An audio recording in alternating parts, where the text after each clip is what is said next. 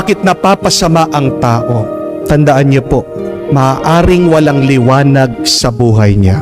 Gusto mong magliwanag ang mata niya? Gusto mong maging maaliwalas ang mukha niya? Gusto mong magkaroon siya ng panibagong gana, buhay, lakas? Bigyan mo siya ng AA. Attention, affection. Amen? Meron pa pong triple A. Ano po yung pangatlong A?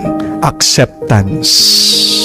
Pansinin niyo po, bakit matigas ang ulo ng mga bata pag minsan hindi mo matanggap kung sino sila? Nawawalan din po tayo ng gana pag hindi tayo matanggap ng iba. Di po ba? Kaya minsan meron pong ibang tao ayaw magsimba.